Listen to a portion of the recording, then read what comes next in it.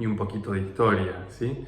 Nosotros siempre pensamos como que el primero que habló de narcisismo fue Freud, porque básicamente tenemos nuestro sesgo, los que estudiamos en la UBA, de ver algunos de sus textos hasta en la sopa, y en esa gran sopa siempre estaba el concepto de narcisismo, ¿sí?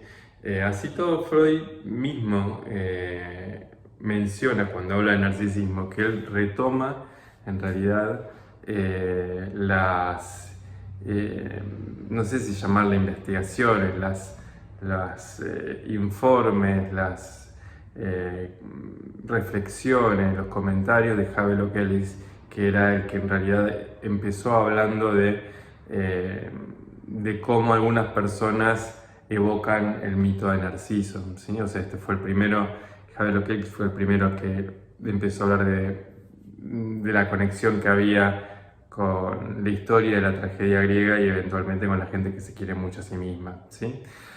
Freud en realidad empezó a hablar del narcisismo más que nada como una cuestión de elección de objeto sexual, ¿sí? Básicamente la idea del narcisismo para él estaba bien entroncada en su teoría sexual, ¿sí? En esa tópica de que el conflicto psíquico en realidad tenía que ver con un conflicto sexual y la elección de objeto sexual en la medida que sea para uno mismo era una elección narcisista y bla bla bla, ¿sí? O sea, esto es algo como medio de historia, pero bueno, sépanlo, ¿sí? Quizás el que por ahí más interesó al propio Freud en cuanto al narcisismo fue Otto Rank, porque él sí habló más explícitamente del narcisismo y es el que hizo a Freud por ahí ver que había como más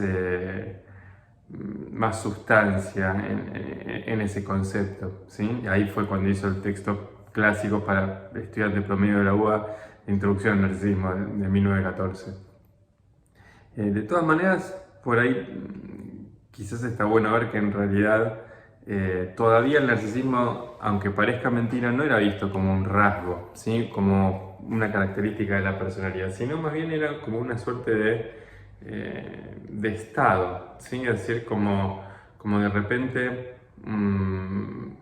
una suerte de reacción, ¿sí? Reaccionar con grandiosidad frente a algo, ¿sí? No era por ahí visto como una cuestión más caracteriológica, ¿sí? Eh, ya en los primeros años del desarrollo del concepto, ya había psicoanalistas que por ahí intentaban diferenciar el narcisismo sano del no sano, ¿sí? Karen Horney por ahí fue una de las primeras en hablar de que había como una manera de quererse uno mismo saludable y una manera de quererse uno mismo no saludable, ¿sí? Esa fue quizá la primera que habló explícitamente de eso. Luego se fueron agregando como distintas capas de distintos psicoanalistas ya con su propia impronta, ¿sí? Ya no freudianos per se, pero esencialmente ahí se empezó a transformar el concepto como una suerte de mecanismo compensatorio, por decir así, ¿sí? Otto Reich fue el que dijo que el narcisismo era básicamente una defensa patológica, ¿sí? O una forma de regular la autoestima para proteger el sentido de uno mismo, ¿sí? Reaccionar con grandiosidad frente a los demás para protegerte el sentimiento interno de insignificancia que uno verdaderamente tiene. Después, bueno, obviamente que distintos psicoanalistas fueron agregándole distintas capas a la versión y ahí ya empezó a hablarse por ahí de un trastorno de personalidad, ¿sí? O sea, trastorno de carácter narcisista, le dijo Nemaya, Kernberg empezó a hablar de estructura de personalidad narcisista y después se fue introduciendo hasta que Kohut en realidad fue el que por ahí explícitamente habló por primera vez de trastorno de personalidad narcisista, ¿sí? El término en DSM fue introducido, aunque parezca mentira, recién en el DSM-3, ¿sí? Digo que parezca mentira porque en realidad ustedes saben que las dos primeras ediciones del DSM, que son como precientíficas, si se quiere, estaban como fuertemente dominadas por, por la escuela psicoanalítica, ¿sí? Así todo hasta entonces no se había planteado, ¿sí? Quizás por ahí uno de los datos pintorescos del desarrollo del concepto de narcisismo fue que en realidad se llegó a lo que significaba el trastorno narcisista de la personalidad a través de un comité de expertos, ¿sí? Obviamente todos psicoanalistas, psiquiatras y psicólogos, pero psicoanalistas que recolectaron toda la información anecdótica más que nada que había sobre el tema hasta el 78, cuando en realidad recién a partir de ese año empezaron a hacerse estudios realmente empíricos al respecto. Es decir, ¿qué significa esto? Que el concepto de narcisismo que empezó en el año 1980 en el DSM-3 y que se trasladó hasta la fecha actual, ¿sí? Parte de un desarrollo anecdótico y no de características empíricas, ¿sí? Por eso, de alguna manera, a veces cuesta como por ahí, o son muy esquivas los diagnósticos, a pesar de tener criterios politéticos de la versión del DSM-4 y el DSM-5, ya saben que es la misma, ¿sí? Del trastorno de personalidad narcisista, y por eso también, obviamente, surgieron versiones alternativas del concepto de narcisismo en tanto trastorno de la personalidad, pero desde una perspectiva, por supuesto, empírica, ¿sí? De hecho, cuando nosotros hablamos de estructura del narcisismo, en realidad estamos hablando de, bueno, aquellas personas que investigaron empíricamente a través del desarrollo de instrumentos y escalas de medición, bueno, qué fue lo que encontraron, ¿sí? Y por ahí hay muchas versiones, si se quiere, pero quizás la más, la estructura por ahí más común, ¿sí? Que se ha encontrado en diferentes artículos es de considerar al narcisismo como dos grandes entidades o tres grandes entidades, ¿sí? Es decir, no hay un solo narcisismo, a pesar de que el DSM-5 te vende a vos que hay un solo narcisismo. El DSM-5 oficial, ¿sí? La sección 3 hace honor a los desarrollos empíricos que ha habido al respecto sobre el tema del narcisismo. Vamos a volver a eso ahora en un ratito. Esencialmente, entonces, los estudios factoriales que hubo sobre el narcisismo encontraron que había tres características como súper comunes, ¿sí? La grandiosidad nos llama la atención, la falta de empatía tampoco llama la atención y la necesidad de admiración. Esas fueron como las tres características que por ahí definían cada aspecto distinto, ¿sí? Del narcisismo. Después, una característica que influyó mucho, ¿sí? Para el desarrollo de la investigación del concepto es lo que los americanos llaman entitlement, que acá se ha traducido históricamente como sentido de derecho, ¿sí? Es fea la traducción, pero es lo que por ahí van a ver en la mayoría de los textos en español. Básicamente es como esta idea de que, dado que yo soy grandioso, el mundo me debe algo, ¿sí? Y todos deben reconocerme como lo grandioso que soy, ¿sí? Esto fue como un primer momento de estudios factoriales, ¿sí? Vamos a suponer entre los años 80 y fines de los años 90, ¿sí? Ya promediando la primera década del año 2000, ya más cerquita en el tiempo, por supuesto, se desarrollaron más instrumentos de medición del narcisismo, se hicieron cada vez un poco más rigurosos y eventualmente se llegó a tres grandes tipos de narcisismos identificables a través de los instrumentos de autoinforme, ¿sí? El narcisismo grandioso o maligno, ¿sí? También un nombre medio dramático, pero es así. El narcisismo frágil o vulnerable y el narcisismo de alto funcionamiento, alto desempeño, o narcisismo más exhibicionista, ¿sí? El narcisismo primero, ¿sí? El que hablamos como maligno o grandioso, básicamente es el más parecido al que figura en el DSM, ¿sí? Y en la definición clásica: exagerado sentido del self, sentimiento de derecho, poca empatía, atribución externa de los problemas, o sea, no se hace cargo de la realidad, críticos con los demás pero reacios a recibir críticas de parte de los demás, controladores y hostiles, ¿sí? El narcisismo mala onda, o sea, el narcisismo de la gente creída y desagradable y hostil y vengativa y que siente como que el mundo les debe algo. Ese es el narcisismo como más estereotipado por ahí en nuestro sentido común, ¿no? Después tenemos el otro, que es un gran hallazgo de la investigación empírica, que es el narcisismo frágil, ¿sí? Y es decir, básicamente, un narcisismo contaminado por la labilidad emocional, por decir así, ¿sí? Es personas que generalmente tienen muchos baches depresivos, se definen como personas por ahí internamente infelices, viven con mucha carga de ansiedad las cosas, o son muy envidiosos, tienen sentimientos crónicos de vacío, tienen un apego muy inseguro, pero no obstante, se sienten que son grandiosos también, pero que el mundo de alguna manera no los comprende y ellos como que viven victimizándose, ¿sí? Es un narcisismo, como les decía antes, como con un marcado componente de neuroticismo, por decir así, ¿sí? De emocionalidad o afectividad negativa. Se mezclan por ahí estas vertientes en este tipo de narcisismo que básicamente se diferencia notablemente del anterior. Y el otro narcisismo, ¿sí? El de alto desempeño o el exhibicionismo, básicamente es un narcisismo que tiene más que ver con, si se quiere, la versión menos patológica y más pulida de lo que un narcisista puede ser, ¿sí? También un sentido del self muy elevado, ¿sí?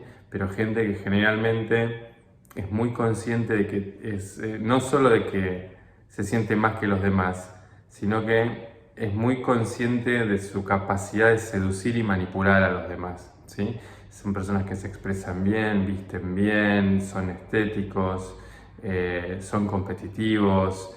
Generalmente en entornos laborales tienden a ser muy productivos, ¿sí? Porque sobre todo en entornos laborales que generan espacio para la competitividad y básicamente son gente que generalmente tiene cierto sentido del humor, o sea, no son muy negativos ni muy hostiles, ¿sí?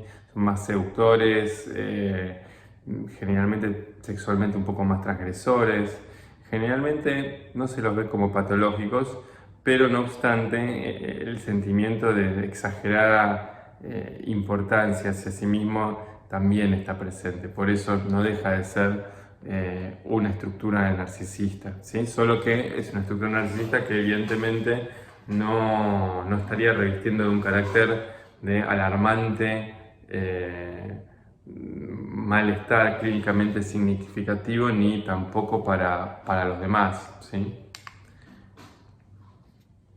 Las características más importantes, ¿sí?, de todos estos subtipos son tres, ¿sí? Vulnerabilidad interpersonal y estrés emocional, enojo y dificultad para regular el afecto y competitividad interpersonal. O sea, de las tres patologías estas, lo que se demostraron como que son las características esenciales son estas tres cosas que les comenté, ¿sí? Vulnerabilidad interpersonal, por supuesto, refiere a sentirte menos que el otro, ¿sí?, y reaccionar con ese narcisismo. Enojo y dificultad para regular el afecto es a esa hostilidad típica, mala onda del narcisista que siente que como el mundo debe algo, tienen que vengarse, ¿sí? Y la competitividad interpersonal tiene que ver con tomarse el mundo como un desafío y eventualmente tratar de superarse a sí mismo y superar a los demás, sobre todo, más típico de la última expresión de narcisismo que les estaba comentando. Estas tres características, no obstante, no aparecen en la definición del DSM-5, ni el DSM-3, ni el 3 revisado, ni el 4, ni el 4 revisado, ni ninguna. Loco, ¿no? Porque en definitiva es lo que aparentemente parece que más discrimina quién es narcisista y quién no lo es, ¿sí? Así todo se da de esta manera. No obstante, y en honor a la verdad, la sección 3 sí involucra y permite por ahí hacer este interjuego. Ahora en un toque lo vamos a ver bien. Otra cosa que por ahí quizás es interesante observar es que como muchas medidas relacionadas con el clúster B, los test de autoinforme no son como muy buenos a veces, porque básicamente la impresión que quiere dar una persona narcisista cuando completa un test no es exactamente la misma versión que podría tener una persona llegada a esa persona, ¿sí? Es decir, no, la puntuación de un observador no es exactamente la misma que de la propia persona, cuando en realidad en la mayoría de las variables psicológicas generalmente tu ser querido, tu compañero, tu compañera puntúa sobre cómo te ve a vos, cuanto a cuán ansioso sos, y el puntaje de esa persona es re parecido al tuyo, ¿sí? Al que vos percibís como cuán ansioso sos vos. Bueno, cuando se trata de narcisismo no, ¿sí? Generalmente la gente narcisista se ve mucho menos narcisista de lo que lo ven los demás. Eso es un efecto que generalmente pasa en el narcisismo más que en cualquier otro test, ¿sí? La definición famosa, ¿sí? Porque ya la dije como 5 veces, pero todavía no empecé a hablar de ella, de la sección tercera, la clasificación dimensional alternativa de la personalidad narcisista. Recuerden que era este tipo de enfoque dimensional tiene como peso en los dos criterios principales, el A y el B. El A siempre es un criterio que tiene que ver con la severidad del trastorno de personalidad, ¿sí? Es decir, cuán grave es a nivel general en 4 aspectos, donde en realidad es necesario 2 o más de estos aspectos como para generar el cumplimiento del criterio, y por otra parte de los rasgos específicos, que es el criterio B, ¿sí? Fíjense acá, explícitamente para el trastorno de la personalidad narcisista se hace referencia en el DSM-5, en la parte alternativa, de cómo se podría observar el deterioro moderado grave en el funcionamiento de la personalidad. Recuerden que había cuatro áreas, ¿sí? 2 que tienen que ver con el sí mismo, ¿sí? Identidad de autodirección, y las otras 2 tienen que ver con el aspecto interpersonal, ¿sí? O sea, la empatía o la intimidad. En cuanto a la identidad, ¿sí? Al sí mismo, ahí dice referencia excesiva a los demás para la autodefinición y regulación de la autoestima, autoevaluación exagerada, subestimada, u oscilando entre los extremos. La regulación emocional refleja las fluctuaciones en la autoestima. Fíjense que la identidad acá o puede ser muy arriba o muy abajo, lo cual da espacio para el aspecto más de la habilidad, del narcisismo vulnerable que hablábamos antes, ¿sí? No es solo la identidad está exaltada y arriba y nada más, ¿sí? Puede ser algo totalmente empobrecido, desregulado, ¿sí? Con respecto a la autodirección, ¿sí? Que básicamente es el aspecto proposicional o motivacional, de acuerdo a como lo quieran ver, dice establecimiento de objetivos basados en la obtención de la aprobación de los demás, estándares personales excesivamente elevados con el fin de verse a uno mismo como algo excepcional, o todo lo contrario, fíjense, demasiado bajos en base a tener un sentido de tener derecho, ¿sí? A menudo no son conscientes de sus propias motivaciones. Puesto un poco en limpio esto, ¿qué significa? Básicamente que los objetivos son muy dependientes de la idea de verse ellos como geniales, ¿sí?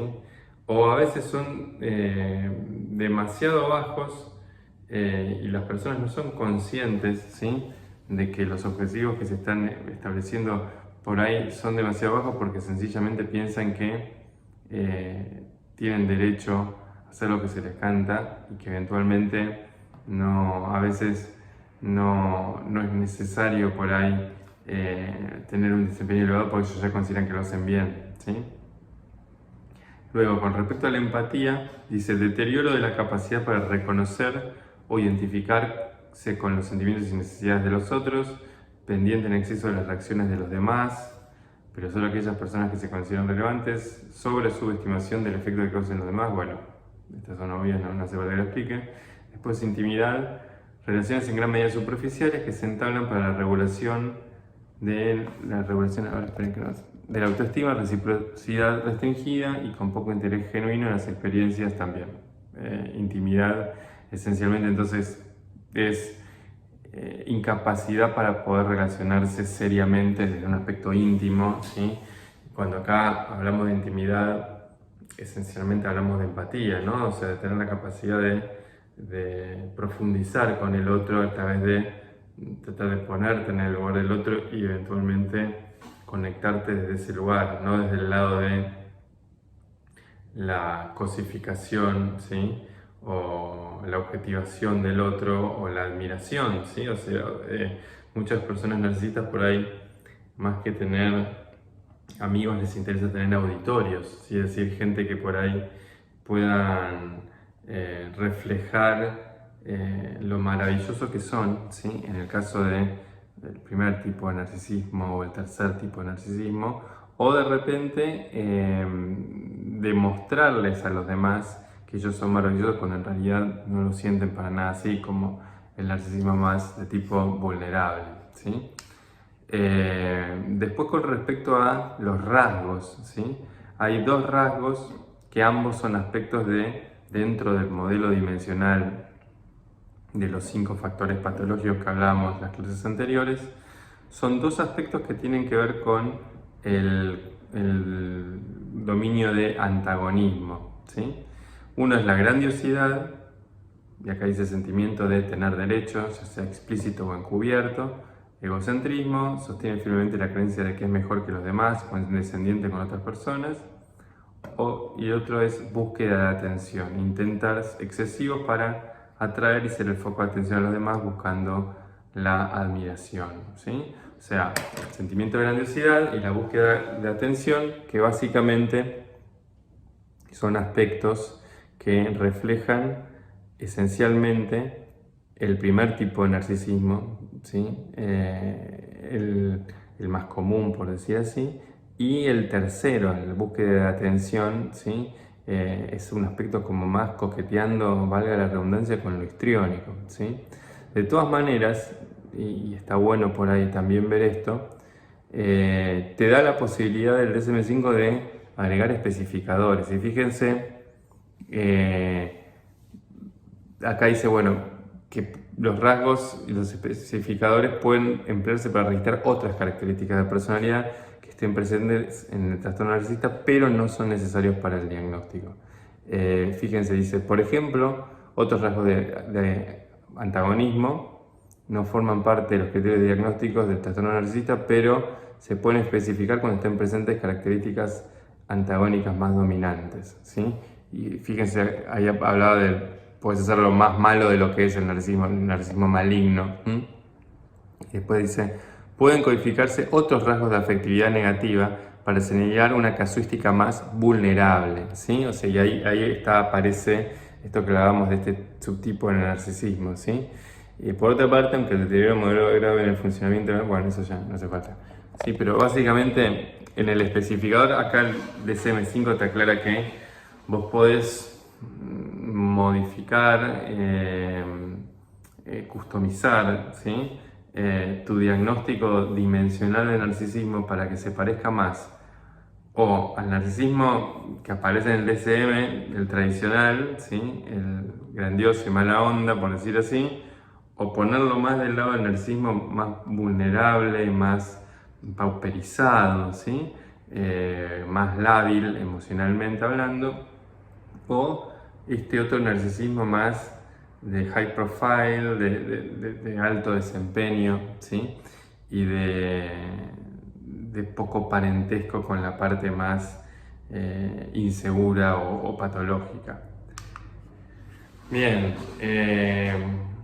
pasemos un brevísimo instante por lo poco que sabemos de la etiología del narcisismo. Es paradojal casi, ¿sí? Porque de hecho los poquitos textos que hablan sobre la etiología del narcisismo hasta a veces son como contradictorios, ¿sí? Algunos hablan de gratificaciones insuficientes en la infancia o excesivas gratificaciones, ¿sí? O sea, a ver, te criaron como su majestad del bebé, como hablaba Freud, es decir, te dieron una bocha de gratificaciones y te creíste que eras el mejor por eso, o te faltó eso, y como te faltó eso, de alguna manera querés ocultar ese sentimiento de desvalimiento que te produjo no tener eso, y lo cubrís con un manto de narcisismo, ¿sí? Ahí sería, esto es lo que Jeffrey Young llama narcisismo secundario y narcisismo primario, ¿sí?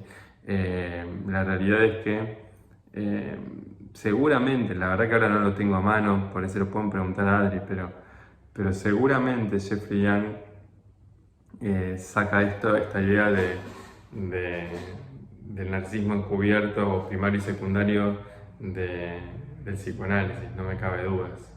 Después, la prevalencia es de entre el 1 y el 5%, y en población clínica asciende hasta el 17%.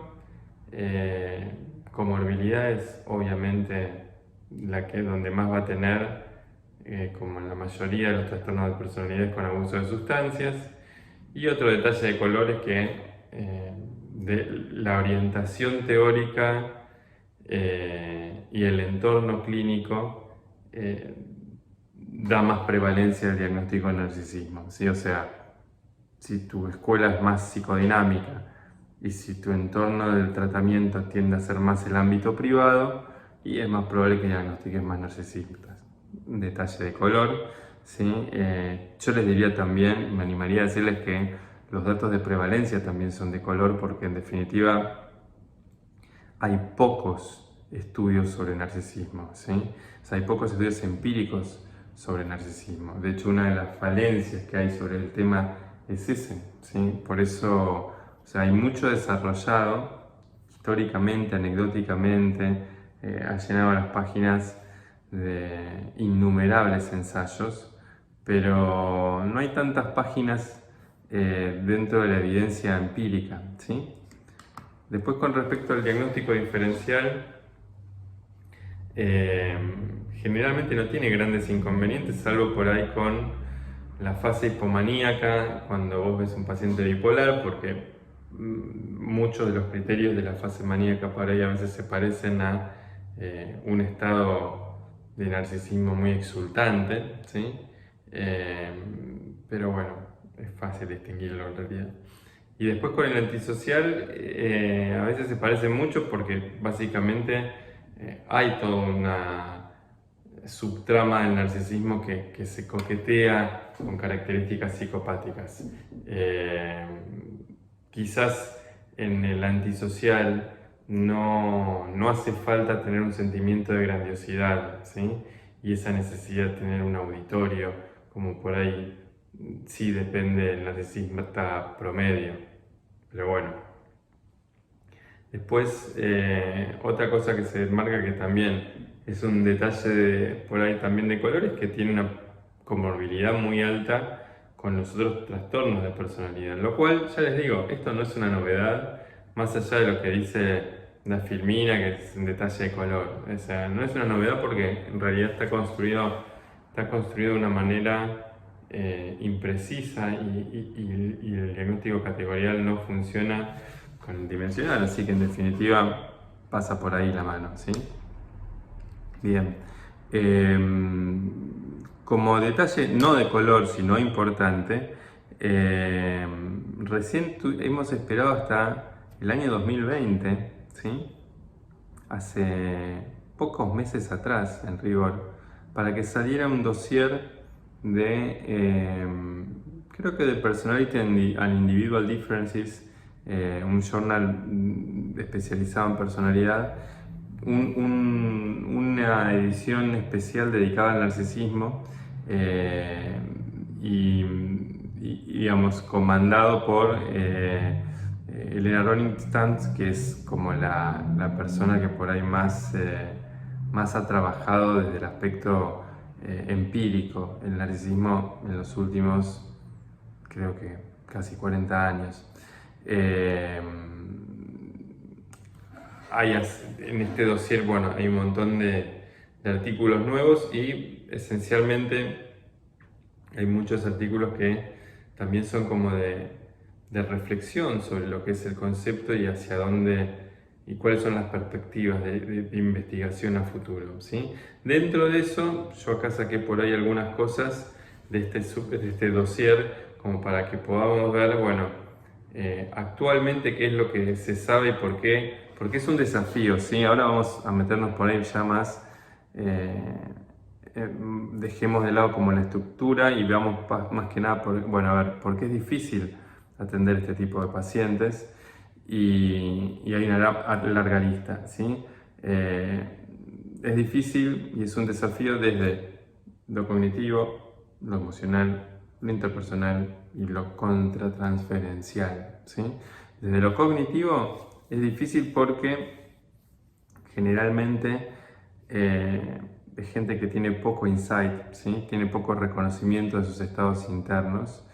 Y eso también se le suma el hecho de que generalmente no están muy dispuestos a tolerar diferentes perspectivas que no son las de ellos mismos con respecto a las cosas que pasan, y generalmente son bastante duros con las explicaciones lógicas, ¿sí? O sea, uno les puede dar una explicación lógica que a un paciente con TOC de la personalidad le va a recontra cerrar, y a una persona narcisista como que inclusive sostiene creencias mágicas, ¿sí? Que defienden su punto de vista, que desarticulan cualquier otro tipo de enfoque por ahí más razonado, ¿sí?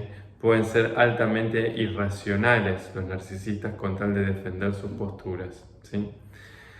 Desde lo emocional, bueno, tienen una dificultad de amplio espectro, por decir así, con la regulación de sus emociones, ¿sí? Y también dentro de esas dificultades tienen emociones negativas típicas, miedo y evitación. Y también otra cosa que les pasa, sobre todo a los que son como muy buscadores de sensaciones, es que también generalmente se aburren muy fácilmente, ¿sí? Y esto también es, digamos, va también para la terapia, también se aburren bastante fácil y rápido de la terapia. Desde lo interpersonal, obviamente tenemos el desafío de que son pacientes que tienen relaciones muy empobrecidas, porque básicamente nadie se los banca cuando desarrollan todo su sistema de creencias con los demás. Y también hay cosas que pasan en realidad y que los convierten en un desafío con los propios terapeutas, ¿sí? Compiten con el terapeuta a veces, ¿sí? Envidian al terapeuta o envidian la vida que le suponen al terapeuta más que nada. También le pasa esto de irse al otro extremo y tener miedo de terminar dependiendo del terapeuta y de repente amenazar con la ruptura de la alianza terapéutica por ese miedo a quedar pegado y dependiendo del terapeuta. Y obviamente también siempre está un toque de desconfianza o paranoia del terapeuta, ¿sí? O sea, yo que soy tan maravilloso te estoy dando información que quizás vos la terminás vendiendo a los medios o difundiendo y haciéndote millonario por lo que vos estás sacando de mí, ¿sí? No es algo extravagante. La gente narcisista generalmente piensa que todo lo que pasa en el aspecto de la terapia es información importantísima solo por el simple hecho de que la están diciendo ellos, ¿sí? A veces es el contraste con la realidad y lo que dicen los pacientes en este tipo de pacientes a veces es hasta como muy grotesco, ¿sí? Bien, con respecto a la autoestima, es un desafío porque a veces buscan constantemente la autoafirmación, ¿sí? Y esencialmente están haciendo autobombo todo el tiempo, ¿sí? O sea, porque están todo el tiempo tratando de afirmarse. Después son externalizadores por naturaleza y siempre es como que se desresponsabilizan, ¿sí? De manera crónica. Y también son autocríticos consigo mismos, sobre todo el ala más vulnerable de los narcisistas, ¿sí? Con respecto al funcionamiento moral son un desafío, ¿por qué? Porque no son honestos generalmente, porque no tienden a engancharse, a comprometerse, y también porque tienen cierto grado de parasitismo social, ¿sí? O sea, son gente que generalmente no les cuesta mucho ser vividores, ¿sí? La motivación al cambio también puede ser un desafío, porque básicamente no están motivados a cambiar estos pacientes, o mejor dicho, no están intrínsecamente motivados, ¿sí? Su motivación habitualmente es externalizante, es una zanahoria que hay que ponerles del lado de afuera, porque internamente es como que ellos no ven que debería realmente ser necesario que ellos cambien, sino que debería cambiar el mundo que los rodea más que nada, no tanto ellos, ¿sí? Por eso a veces las consultas son, la motivación al cambio es crisis dependiente, o sea, tienen un problema con alguien, se deprimieron y ahí consultan, y ahí está su motivación, no en resolver por qué se deprimieron por algún aspecto por ahí interpersonal de relación con alguien, ¿no? Y también los acuerdos que hacen con el terapeuta a veces son como muy parasitarios, en el sentido de que piden mucho a cambio a veces. Bueno, el contratransferencialmente obviamente no se agrega ahí ningún ítem ni nada porque es eso en sí mismo, ¿sí? El aspecto contratransferencial ya de por sí es un tema. Bueno, ahora entonces vamos a hablar de, no tanto de por qué es un desafío, sino de qué hacer y qué no hacer, ¿sí? con este tipo de pacientes. Como una breve introducción al tema y a la visión contemporánea del tema. Recuerden que este es un artículo del 2020. Lo primero que dice en el artículo es, y sépanlo, no hay ensayos clínicos controlados, ¿sí? Y los tratamientos existentes que los hay son de poca ayuda. Esencialmente creo que hay 2 o 3 identificados de ensayos clínicos, pero tienen tamaño muestral muy pequeño y generalmente los pacientes narcisistas están mezclados con otros grupos diagnósticos, por lo tanto es como que no son tratamientos puros para el narcisismo. Por eso el tamaño de efecto que se puede inferir de ese tipo de investigaciones es casi nulo, entonces no se pueden sacar conclusiones si el tratamiento fuera malísimo como si no, ¿sí? El tratamiento en la calle que se ve más conocido para el narcisista es el sintomático, ¿sí? Es si el paciente está deprimido, tratar la depresión, es si el paciente tiene un abuso de sustancia, tratar el abuso de sustancia, ¿sí? Acá entonces Weinberg y Roningstam plantean ellos un tratamiento basado en lo que ha funcionado para ellos a lo largo de sus décadas de experiencia clínica y esencialmente no está afiliado a un paradigma teórico, más allá que ellos son psicoanalistas, sino por ahí a el ejercicio práctico de la clínica con este tipo de pacientes, ¿sí? Entonces, vamos primero al qué hacer con este tipo de pacientes, ¿sí? En rigor no parece tan difícil, son 8 puntos, ¿sí? Ahora vamos a ver en realidad de esos 8 puntos si son tan fáciles como suenan o no.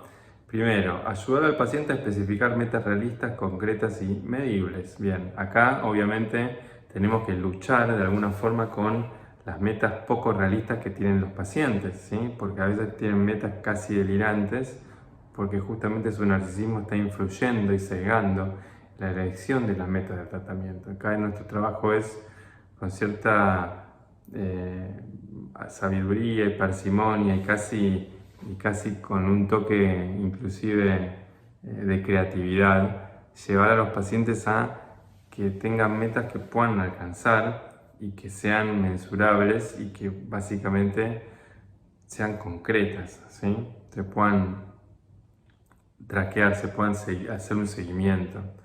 Esto obviamente que es importante en cualquier tratamiento, pero parece ser que en los pacientes narcisistas el tema de las metas es algo que hay que discutir bien y de entrada, ¿sí? Después van a ver que en inglés hablan de sense of agency, que si lo ponen en el Google Translator dice agencia, es una palabra espantosa acá. En algunos textos lo he visto como agencia, pero en realidad a mí me da la sensación de que es como agenciamiento, ¿sí? Después tendremos que chequear, que por ahí ustedes lo saben más y mejor y me ayudan y lo puedo corregir. Pero esencialmente tiene que ver con también con el sentido del agenciamiento es con el sentido de el autoconocimiento, ¿sí? O sea, de conocerte más y mejor a vos mismo y conocer cuál es tu poder o cuál es tu estatus, cuál es tu fortaleza y tus debilidades, ¿sí?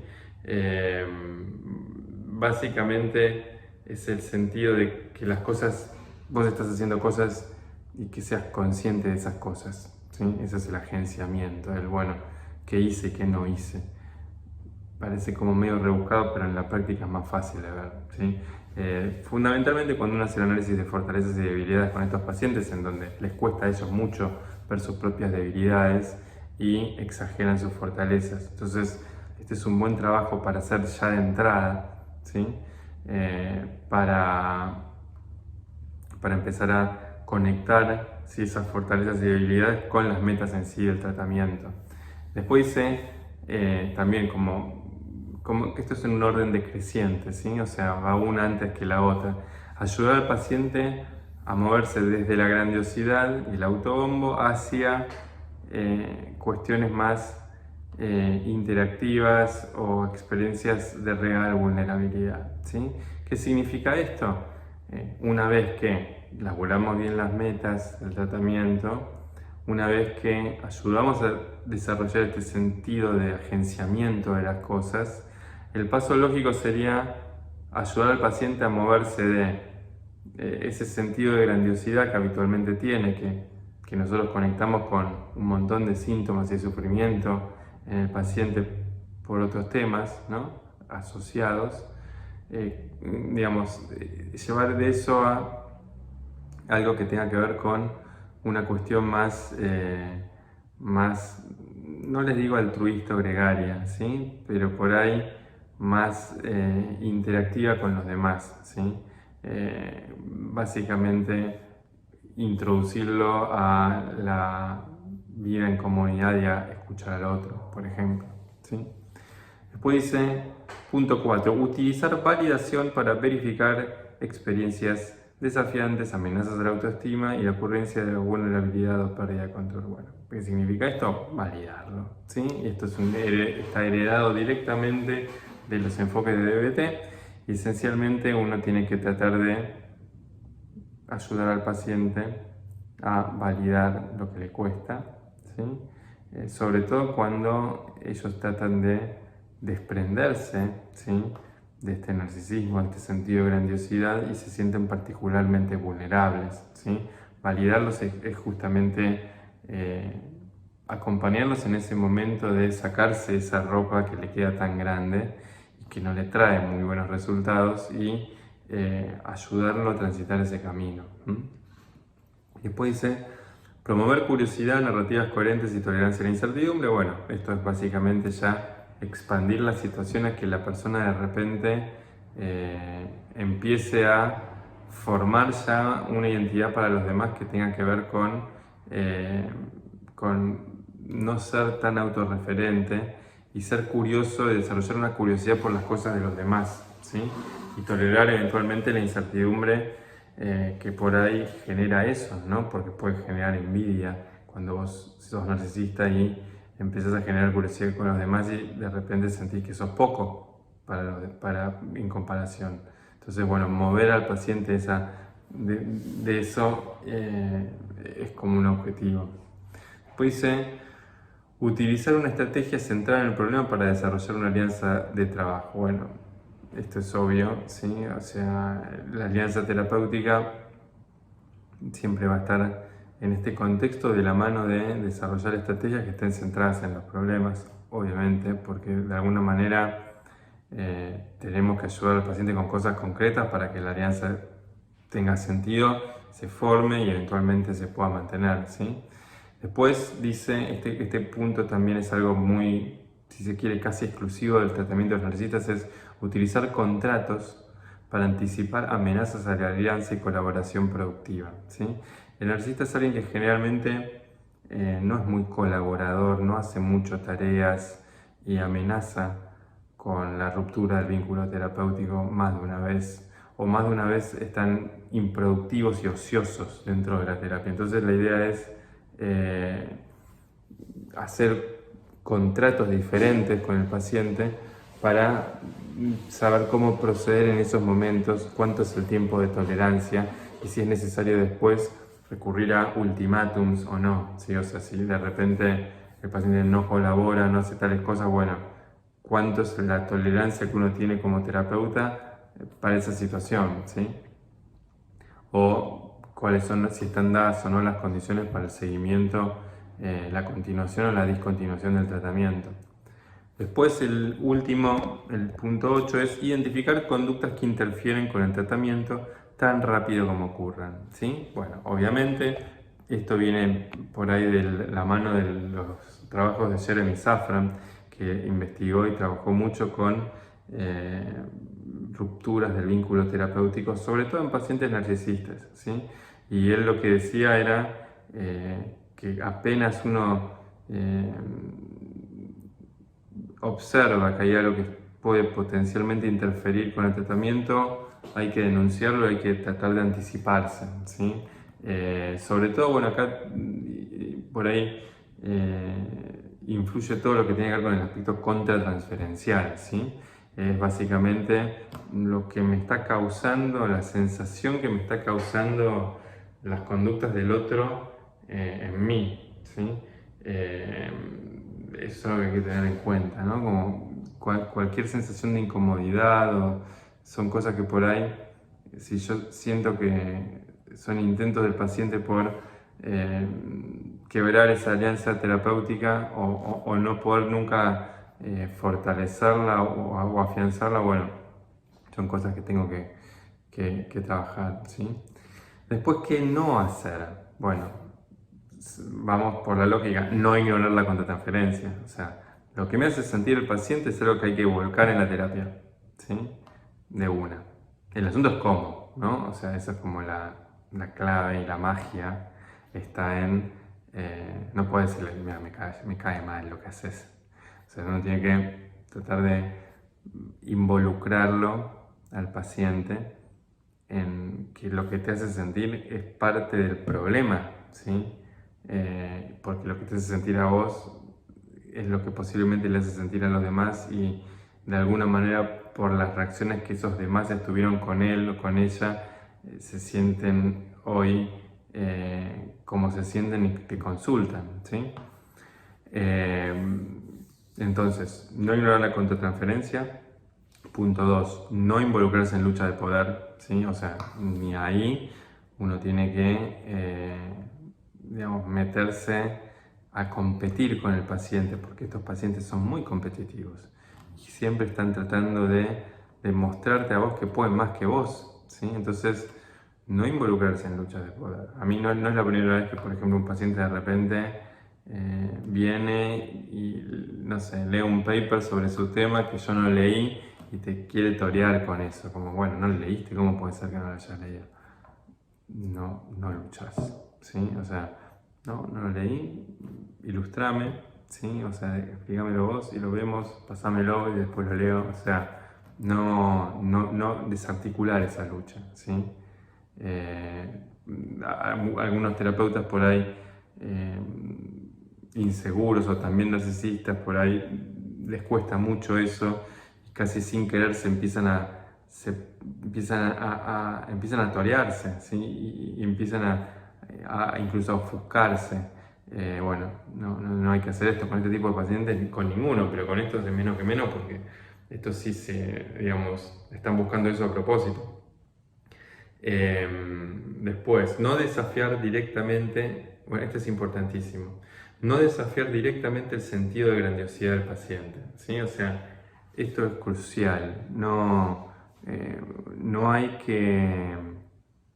que discutir cognitivamente el sentido de grandiosidad del paciente, ¿sí? O sea, bajo ningún punto de vista uno tiene que ser directo con esto, ¿sí? ¿Qué sería, por ejemplo, ser directo? Es poner al paciente con la triste realidad de realmente si lo que siente acerca de sí mismo está así, ¿por qué está en el lugar en donde está? ¿Sí? Digamos, pegarle un cross de izquierda de realidad en estos pacientes no sirve, ¿sí? Y los sensibiliza un montón y es una causa casi segura de ruptura del vínculo terapéutico y de deserción del tratamiento. Así que no hay que desafiar directamente el sentido de grandiosidad del paciente. Otra cosa es lo contrario, es no tampoco irte al otro extremo, ¿sí? Hablábamos de que hay que validar al paciente. Hay que validarlo cuando se siente vulnerable, cuando de repente se expone a hacer algo que lo desnuda y lo hace sentir, digamos, desprotegido. Pero tampoco hay que ser indulgente, ¿sí? No hay que ser un chupamedias de la grandiosidad del paciente. No hay que decirles que son maravillosos porque hacen todas las cosas como ellos creen que las hacen, ¿sí? Eso tampoco sirve, ¿sí? Es decir, hay que tener una postura equilibrada, no meterse tanto con la grandiosidad del paciente, sino con las consecuencias que tienen ciertas cuestiones de esa grandiosidad en el manejo que ese paciente tiene de sus relaciones cotidianas. Es eso, ¿sí? Tampoco otra cosa que se recomienda es no apoyarse en intervenciones basadas en la empatía, ¿sí? O sea, la buena onda es muy traicionera en este tipo de pacientes, entonces uno no puede basar las cosas en función de la buena empatía que pueda haber provisionalmente, porque puede pasar que en breve esa buena empatía se derrumbe, ¿sí? Entonces las intervenciones tienen que ser más asépticas, ¿sí? O sea, aunque sean momentos donde no hay mucha buena onda, hacerlo de la misma manera que si cuando hay mucha buena onda, ¿sí? Porque estas cosas pueden fluctuar bastante en este tipo de pacientes. Y no ignorar eventos ligados a la autoestima del paciente, ¿sí? O sea, nada que tenga que ver con cuestiones que estén asociadas a la autoestima del paciente tenemos que dejar pasar, ¿sí? O sea, todo lo que en nuestro análisis de la situación, ¿sí? De eventos que tienen que ver con situaciones que influyen en la autoestima del paciente para bien y para mal, no son cosas que tenemos que evitar. Por ahí no las podemos introducir o reintroducir directamente, pero tampoco son cosas que las tenemos que obviar sí o sí, ¿sí? Bien, entonces esto es por hoy un poco un paneo general del concepto de narcisismo, ¿sí? Ahora vamos a pasar a ver psicopatía y después la tríada oscura de personalidad, ¿sí?